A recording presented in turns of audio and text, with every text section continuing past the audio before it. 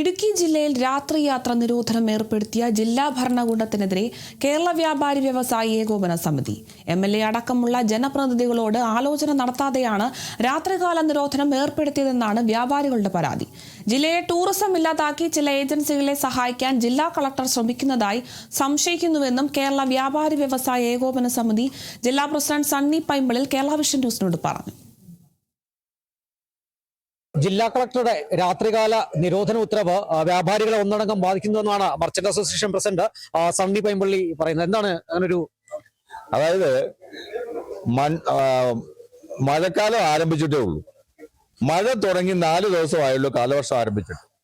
കാലവർഷം ആരംഭിച്ചപ്പോൾ തന്നെ ഒറ്റയടിക്ക് രാത്രി യാത്ര അങ്ങ് നിരോധിക്കുന്നു എന്ന് പറഞ്ഞാൽ അതൊരു കാരണവശാലും അംഗീകരിക്കാൻ പറ്റുന്ന കാര്യമല്ല.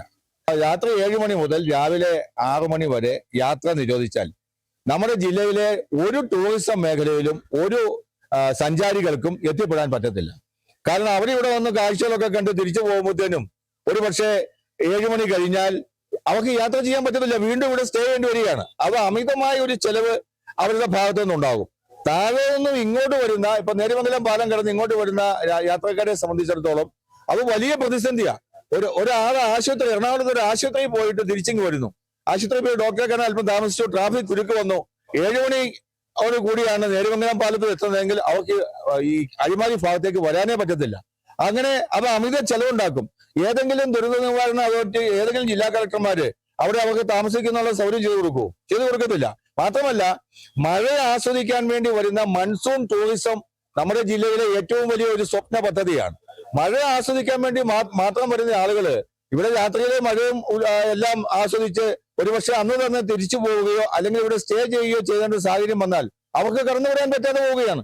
അപ്പൊ ഇത് ആലോചന ഇല്ലാതെയാണ് ജില്ലാ കളക്ടർ നിശ്ചയമായും ഈ രാത്രി യാത്ര നിരോധിച്ചിട്ടുള്ളത് എന്ന് പറയാതിരിക്കാൻ നിർവാഹമില്ല. ഇവിടുത്തെ ഒരു ജനപ്രതിനിധിയും പറഞ്ഞിട്ടില്ല.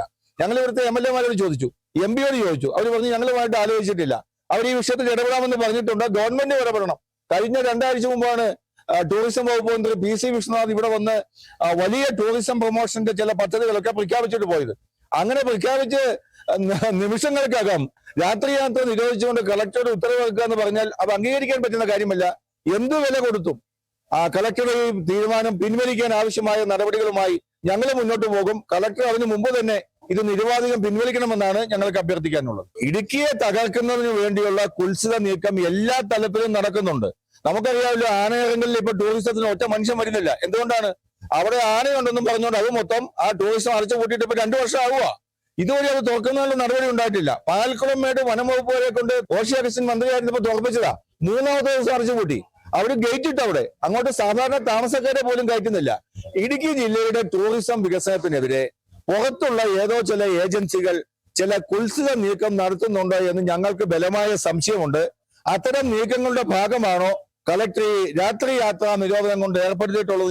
ഞങ്ങൾക്ക് ബലമായ സംശയമുണ്ട്. സംശയം മാത്രമാണ്. വ്യാപാരികൾ ഒന്നടക്കം ഈ രാത്രി യാത്ര നിരോധനം വലിയ രീതിയിൽ ബാധിക്കുന്നുണ്ട്. യാതൊരുവിധ അല്ലെങ്കിൽ രാഷ്ട്രീയ പ്രതിനിധികളോട് ആലോചന നടത്താതാണ് ഇത്തരത്തിൽ ഉത്തരവിറക്കിയതെന്നാണ് മർച്ചന്റ് അസോസിയേഷന്റെ ആരോപണം. ക്യാമറമാൻ AP രാജയ്ക്കൊപ്പം Bineesh Antony, Kerala vision news, Idukki. KV Memorial English Medium School near St. Mary's Canning Center, MC Road, Adur. Classes play class to standard 4.